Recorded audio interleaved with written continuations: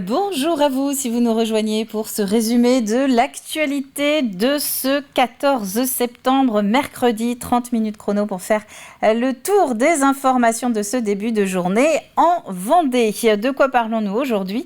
Eh bien, nous parlons un petit peu de politique avec Emmanuel Macron qui était hier au Sables d'Olonne. Vous l'avez sans doute entendu, il était en Vendée pour présenter son projet de réforme de la filière professionnelle dans les lycées. Nous allons parler également patrimoine avec une première idée de sortie un petit peu insolite pour les journées européennes du patrimoine qui se profilent. Ce sera en fin de semaine avec une petite virée aujourd'hui du côté de Beaulieu-sous-la-Roche pour l'occasion. Et puis on reviendra dans les prochains jours sur une visite proposée à Benay. Du cinéma aussi dans un quart d'heure avec la toile de la semaine de Camille. C'est un grand classique de Scorsese que la salle de l'Île-Dieu a décidé de ressortir des cartons pour donc la projeter dans quelques jours. Et Camille va nous en parler. Enfin du vélo avec notre plus info du jour puisque Fontenay-le-Comte organise une grande fête du vélo à la fin du mois et tous les détails, c'est dans un quart d'heure là encore. Avant tout cela, un mot de météo. Ce qu'il faut savoir et ce qu'il faut retenir de ce mercredi, eh bien, c'est que la Vendée est actuellement placée en vigilance jaune orage, vigilance qui doit courir jusqu'à la fin de l'après-midi. La chaussée était plutôt mouillée par endroits ce matin après des averses en fin de nuit. Des températures en revanche plutôt douces pour cette première partie de journée. On y reviendra juste après le journal. Cet après-midi, toujours un ciel bien couvert, moins chaud, beaucoup moins chaud qu'hier ou avant-hier. 10 degrés de moins que lundi par exemple. Des averses localisées qui sont annoncées dans l'est du département. Sur la côte, sans doute un peu plus d'éclaircies et vous le voyez, des températures qui vont donc aussi entre 22 et 24 degrés. Puisqu'on parle de météo, une petite pensée pour les habitants et la ville de Fontenay-le-Comte également. Fontenay qui a connu hier après-midi un événement aussi exceptionnel que bref et soudain. La ville a perdu 9 degrés en moins de 10 minutes. Un orage isolé et du vent aussi avec une rafale relevée à 107 km/h par Météo France. Résultat, vous le voyez, des branches et même des arbres qui sont tombés au sol. L'un d'eux est tombé sur une voiture, mais a priori pas de blessés. Ce sont des photos qui ont été prises par la ville de Fontenay-le-Comte.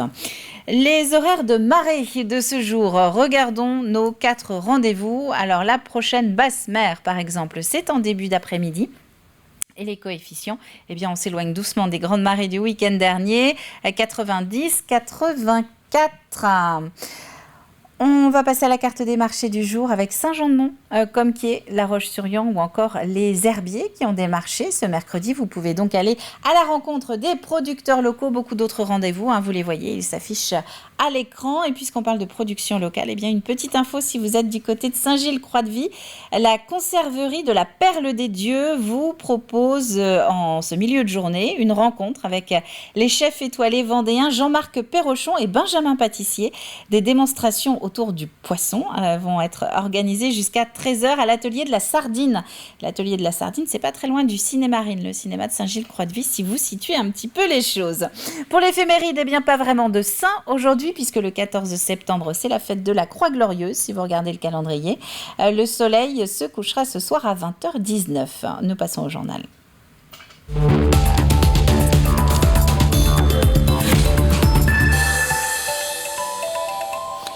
Et dans ce journal, nous revenons donc sur la venue d'Emmanuel Macron. C'était hier en Vendée, déplacement au lycée Éric Tabarly des Sables d'Olonne, où le président a rencontré des élèves, des enseignants, mais également des chefs d'entreprise et des élus. Un déplacement pour parler de son projet de réforme de la voie professionnelle. Et les annonces n'ont pas forcément été en phase avec les attentes d'une partie des enseignants sur place. Les explications d'Aurélien Huard.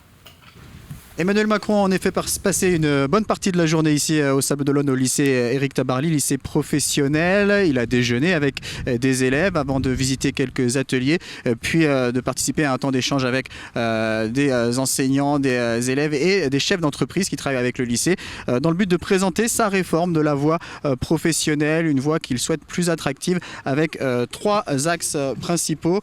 Faire connaître un peu plus la voie professionnelle pour les lycéens qui représentent un tiers des lycéens en France. Favoriser également l'insertion professionnelle de ces lycéens qui sont dans des lycées professionnels et également faciliter la poursuite d'études pour ceux qui le souhaitent. Mais il y a certaines personnes qui n'étaient pas satisfaites de ce déplacement, des modalités de ce déplacement, ni même de cette réforme de la voie professionnelle. Je suis avec Olivier Rosier. Vous êtes secrétaire académique du SNETA Force ouvrière, syndicat majoritaire des professeurs de lycée professionnel. Alors vous étiez plusieurs manifestants aujourd'hui lors de cette visite d'Emmanuel Macron. Pourquoi ? Alors, d'abord, nous étions plusieurs manifestants à l'extérieur, mais aussi à l'intérieur, puisque un tiers de nos collègues de l'établissement, adhérents chez nous, ont débrayé. Alors, on n'était pas très contents. D'abord, on n'est pas tout à fait d'accord avec l'introduction du sujet. Nos élèves font déjà des poursuites d'études. Nos élèves s'insèrent déjà dans le monde du travail. Et justement, on a l'impression que nos élèves sont un peu stigmatisés par cette venue. On a du mal à comprendre cette réforme, en fait. On nous dit qu'on est loin du monde du travail alors qu'on travaille tout à fait avec les entreprises locales, que nos collègues d'enseignement professionnel sont souvent des gens qui viennent de l'entreprise, donc qui connaissent bien le monde de l'entreprise. On a l'impression qu'on nous dit qu'on est déconnecté de la réalité, ce qui n'est pas vrai. On a plutôt l'impression que ce sont nos responsables politiques qui sont déconnectés de la réalité. Connaissent-ils vraiment nos élèves ? Alors, le président de la République mange avec eux, mais refuse de se mettre à la table ronde avec des élèves. Il prend des apprentis, des post-bac, c'est-à-dire des jeunes qui ne sont plus dans les formations de base des lycées professionnels. Nous formons des jeunes de CAP et de bac pro, des jeunes qui ont souvent rencontré des problèmes dans leur scolarité ou dans leur vie, parfois même des jeunes handicapés. On est là pour les remettre en selle, pour les préparer au monde du travail. On n'est pas là obligatoirement pour les rendre employables aux entreprises immédiatement. Or, Monsieur le Président de la République voudrait que tous les jeunes soient immédiatement employables. Il y a donc un problème. Est-ce qu'il nous connaît vraiment ? Dernière question, parmi les mesures phares de cette réforme, il y a l'augmentation de 50% de la période de stage en entreprise avec les gratifications prises en charge par l'État. Est-ce que ça, c'est quelque chose qui va dans le bon sens pour vous ? Mais ça n'a pas de sens. Les élèves que nous avons, on a déjà du mal à les placer en stage en entreprise. Multiplier par 2 leur durée de stage, c'est vraiment ne pas connaître la réalité de notre public. Parler avec les présidents, avec les chefs d'entreprise, par exemple du MEDEF. Sont-ils prêts à prendre nos élèves en stage ? Ils vont vous dire non. Ils sont trop loin de nos attentes. Donc, déjà, faisons en sorte que tous nos élèves aient leur semaine déjà actuelle de stage. Et après, on verra. Qu'ils soient rétribués, nos élèves, c'est une bonne chose. C'est peut-être le seul aspect qui est positif. Mais qu'on arrête de penser que tout jeune est immédiatement employable. Laissons nos jeunes sortir de collège, laissons-les se préparer au monde du travail. Ça demande une préparation, c'est notre métier, ça a toujours été le métier des lycées pro, et on veut continuer que ce soit ça. Dernier point, puisqu'on nous parle de l'apprentissage, et que cette réforme est en lien direct avec la conception des apprentis, moi je tiens à dire que l'apprentissage progresse dans notre pays, mais principalement sur les post-bac, c'est-à-dire les jeunes après 18 ans. Nous, la plupart de notre public, il n'a pas 18 ans. Les jeunes qui arrivent chez nous, ils ont 15 ans. Donc voilà les problématiques. On ne connaît pas, on méconnaît nos élèves. Et je trouve dramatique qu'un président de la République déjeune avec nos élèves. Ça, c'est le comptoir. Mais quand la discussion devient sérieuse, c'est-à-dire au moment de la table ronde, il n'y a pas d'élèves. Merci Monsieur Rosier. Donc c'est donc une réaction à cette visite d'Emmanuel Macron aujourd'hui au Sable d'Olonne. On aurait beaucoup aimé vous montrer des images de cette visite. Malheureusement, nous n'avons pas eu l'autorisation de prendre la moindre image du chef de l'État aujourd'hui au lycée Éric Tabarly. Effectivement, comme Aurélien vient de vous l'expliquer, en tant que télévision locale, nous n'avons pas eu l'autorisation de suivre la délégation présidentielle pendant son passage en Vendée, et ce contrairement à nos confrères photographes par exemple. De la politique, toujours avec la rentrée de la gauche lyonnaise. C'était hier, au même moment que la visite d'Emmanuel Macron d'ailleurs. Le groupe municipal d'opposition Engageons-nous pointe notamment du doigt l'urgence d'allier environnement et social dans la gestion de l'agglomération. Les 8 élus du conseil municipal de La Roche-sur-Yon réclament également, je cite, une meilleure transparence et davantage de débats dans l'espace public. Déjà, il faudrait dégager des marges de manœuvre. Donc il faut que la municipalité arrête de dépenser des sous dans des grands projets qui l'amènent à augmenter les impôts. C'est quand même le comble d'avoir aujourd'hui une taxe foncière qui augmente très fortement. À La Roche-sur-Yon, c'est des centaines d'euros. C'est pas, comme il nous avait été annoncé, 30 euros. quand déjà le reste à vivre et le pouvoir d'achat sont mis à contribution pour la mobilité, pour la rentrée, pour l'énergie. Donc déjà, arrêtons les grands projets, arrêtons de dépenser inutilement de la communication et mettons des vrais moyens. L'agglomération s'est dotée d'un guichet unique de l'habitat pour la rénovation énergétique. Très bien, mais les moyens alloués, 300 000 € ne sont pas du tout à la hauteur d'une agglomération de 100 000 habitants. Faites la division. Il faut aujourd'hui des vrais moyens pour ça. Du côté des écologistes, cette fois-ci, plusieurs chantiers prioritaires pour le groupe EELV de La Roche-sur-Yon. Toujours accélérer la transition énergétique, notamment celle concernant la végétalisation des cours d'école, par exemple. Mieux gérer et partager les ressources en eau. Adopter un plan territorial climat, air et énergie à la hauteur des urgences. Mais ce n'est pas tout, écoutez. Autre dossier, il y a ce contournement sud dont les travaux là ont certes avancé mais sont interrompus parce qu'il va y avoir le gros obstacle de franchir la voie ferrée et là rien n'est réglé.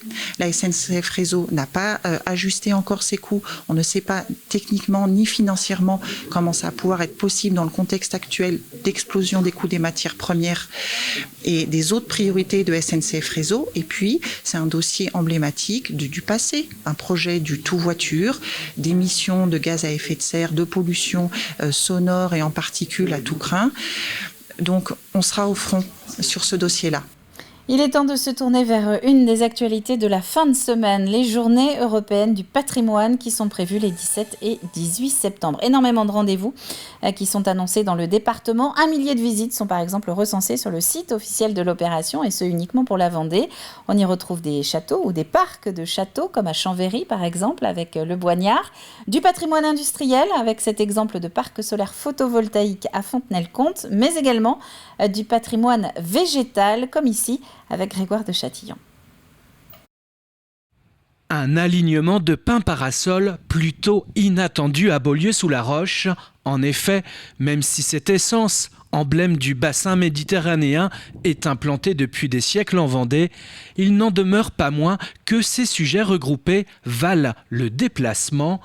Répertoriés et classés par le plan local d'urbanisme de la commune, Émilie Guillochet a souhaité les faire découvrir au public. J'aimerais faire découvrir ça aux habitants qui veulent venir découvrir et continuer de protéger ces arbres qui ont le mérite d'être classés et qu'on doit entretenir. On sait qu'ils mesurent entre 19 et 25 mètres pour le plus grand, qu'ils ont une circonférence à peu près de 3 mètres et ça nous fait dire qu'ils ont à peu près 200 ans. C'est important de les protéger comme patrimoine durable et naturel. Un patrimoine durable et naturel, élégant, majestueux et bien établi le long de cette haie bocagère, ces pins parasols gardent ici avec eux un peu de leur mystère. Il y a une croyance qui parle un petit peu des protestants qui en plantaient dans leur jardin pour montrer que c'était une maison amie qui pouvait proposer le gîte et le couvert. À Beaulieu, on est plutôt sur une tradition. Dans chaque ferme, chaque propriétaire de ferme plantait un pin parasol dans son jardin pour que les petits-enfants de la ferme puissent manger les pignons, les graines des pins parasols qui avaient été plantés les 2 générations avant. Juste un peu plus loin, ici, le chêne vert, toujours dans la commune de Beaulieu-sous-la-Roche, un autre arbre du pourtour méditerranéen qui a trouvé depuis des lustres en Vendée de quoi s'enraciner, mieux les connaître, c'est aussi mieux les protéger. En plus de la visite guidée, certains curieux pourront également découvrir de vieux chênes-lièges dans la commune, un autre emblème de la Méditerranée qui lui aussi n'a pas attendu le réchauffement climatique pour trouver une terre d'accueil en Vendée. Alors cette découverte des arbres remarquables de Beaulieu-sous-la-Roche, c'est dimanche matin que c'est organisé et ce depuis le départ du village de La Rochette. Information et inscription auprès de la mairie de Beaulieu. En bref, avant de passer à la météo, un mot de KM, le groupe Meute qui était initialement programmé vendredi soir et qui devait d'ailleurs être le premier concert de la salle de musiques actuelles qui vient tout juste d'être inaugurée à La Roche-sur-Yon. Eh bien Meute vient d'annuler sa venue. Le groupe annule d'ailleurs une partie de sa sa tournée nationale et ce pour des raisons médicales. Les billets peuvent être soit remboursés avant la fin du mois d'octobre ou être gardés. Ils sont valables pour la prochaine date qui est d'ores et déjà programmée. Meute viendra donc à KM en avril 2023. Voilà pour l'actualité du jour. Le point maintenant sur la météo détaillée de ce matin. Regardons la carte des prochaines heures avec encore une fois le ciel un peu bouché depuis le lever, mais des températures douces, de la pluie qui a été relevée en Loire-Atlantique et dans le bassin choletais en début de journée. Par conséquent, peut-être que le Nord Vendée n'est pas épargné par des averses au cours des prochaines heures. À noter que nous sommes en vigilance jaune, on le disait tout à l'heure, jusqu'à la fin de la journée pour des orages localement violents. C'est la fin de ce flash. Il est temps maintenant de retrouver nos chroniques du jour avec au programme au cours des prochaines minutes du cinéma, de la solidarité. Et avant tout cela, on va parler vélo.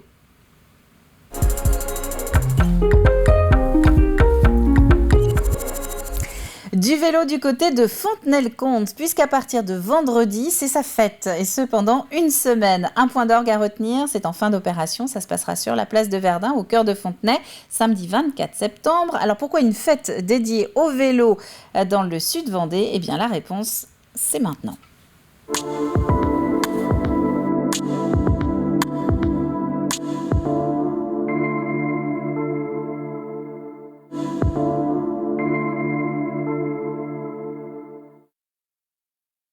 La communauté de communes a voulu s'inscrire dans la semaine européenne de l'écomobilité et du vélo.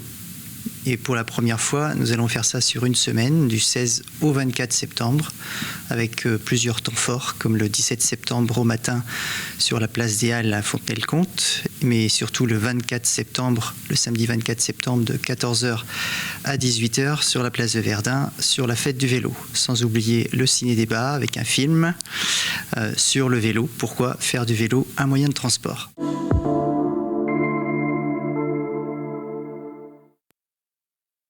Il faut rappeler aux personnes que le vélo est le meilleur moyen de transport, le plus économique, le plus écologique, le plus rapide par rapport à l'énergie dépensée. Alors on n'oublie pas bien sûr la plateforme de covoiturage, les transports en commun comme le Fontélis et plein d'autres activités autour de l'écomobilité, mais je souhaite l'axer principalement sur le vélo ou le VAE, si ça peut permettre à certains d'aller plus loin avec moins d'énergie physique, mais le vélo est pour moi quelque chose de très important.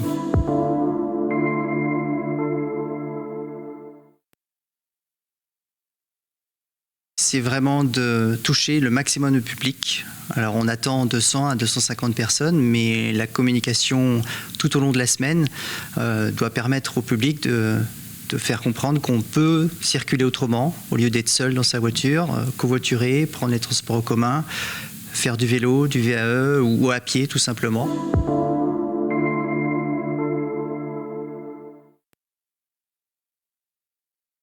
J'espère, c'est une petite goutte d'eau, mais si on ne fait rien, il n'y a rien qui va changer. Donc c'est notre contribution à nous, mais tout seul on ne pourra rien faire. Donc on a besoin des habitants, des salariés pour qu'ils puissent changer un peu leurs habitudes.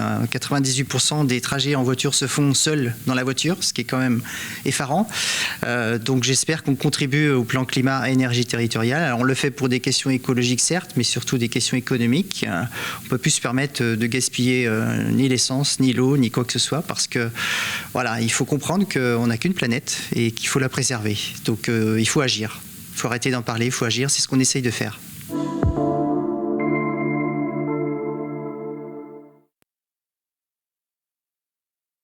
Petit à petit, oui, de plus en plus de familles aussi, des personnes sur le cœur de ville qui amènent leurs enfants à vélo, soit dans des remorques ou des vélos cargo.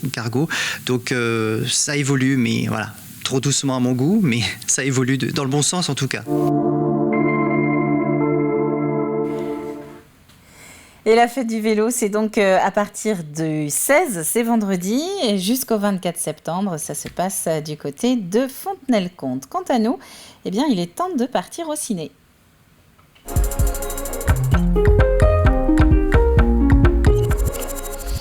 Avec Camille qui a un petit peu innové cette semaine. On ne va pas avoir d'avant-première ou de nouveauté. C'est un grand classique sur l'Île-Dieu qui a été retenu pour la chronique puisque Ciné va projeter dans quelques jours l'adaptation par Scorsese en 90 du livre Wise Guy, un livre sur le crime organisé avec Robert De Niro ou encore Ray Liotta. Alors est-ce que vous avez trouvé ? On parle des affranchis évidemment. Regardez.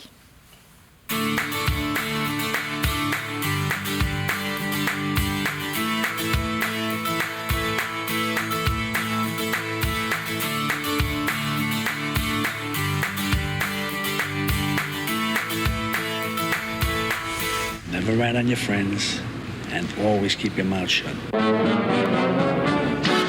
As far back as I can remember, I always wanted to be a gangster. Hey, Mom, what do you think? You look like a gangster. I know I... By the time I grew up, there was $30 billion a year in cargo moving through Idlewild Airport. Believe me, we tried to steal every bit of it. What do you do? I'm in construction. He's not Jewish. Mazel tov. For most of the guys, killings got to be accepted. Hey, Henry, here's an arm. Very funny, guys. Here's a leg. Here's a wing. What do you like, the leg or the wing?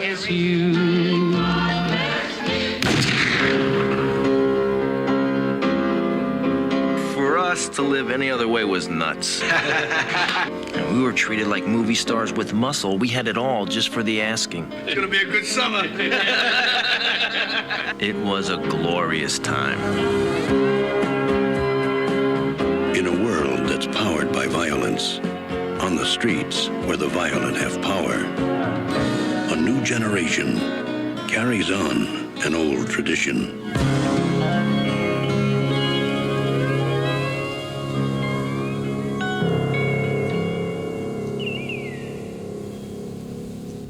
Eh oui, déjà 30 ans pour ce film. Alors pour le petit clin d'œil, si vous êtes sur le continent, eh bien ça vaut peut-être le coup de prendre le bateau cette fois-ci pour aller sur l'Île-Dieu, puisque le Ciné est actuellement le seul en France à projeter Les Affranchis sur grand écran.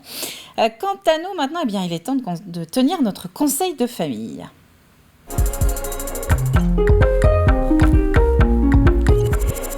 Puisque c'est l'extrait du jour, vous l'aurez compris, un conseil de famille qui s'intéresse cette semaine à l'association Esmeralda, une association de Pouzauges qui a été lancée fin 2017 et qui s'intéresse aux enfants qui, vous allez l'entendre dans quelques instants, ne rentrent pas dans les cases.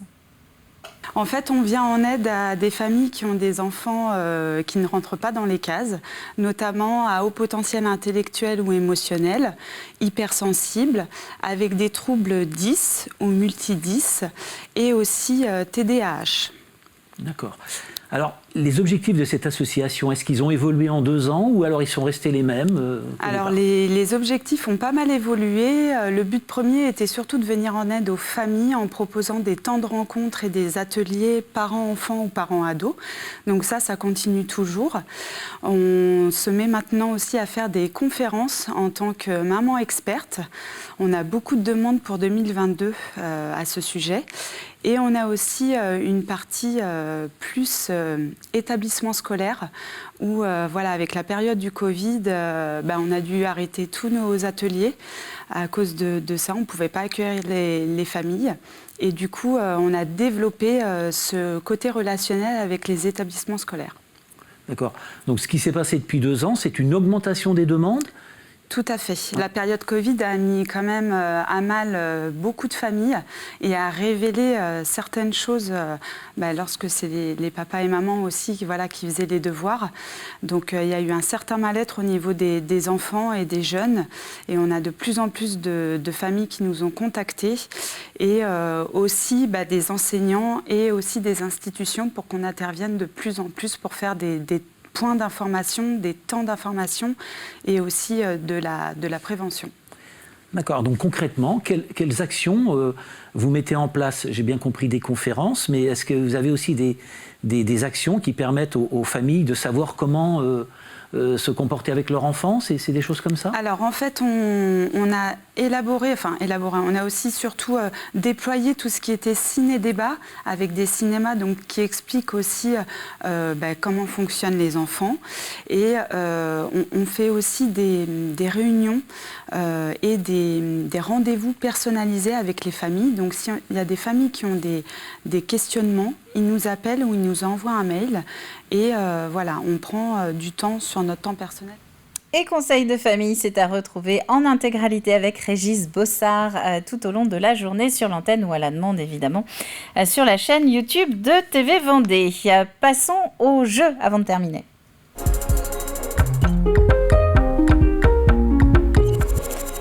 Avec donc un dernier petit rappel du jeu de la matinale pour ce mercredi. À votre avis, quelle est la particularité oratoire du premier seul en scène d'Angie de Grolard? Cette humoriste comédienne de La Roche-sur-Yon est en train de préparer son spectacle, un nouveau spectacle. C'est son premier avec une petite particularité oratoire. Indice du jour, une éloquence peu claire.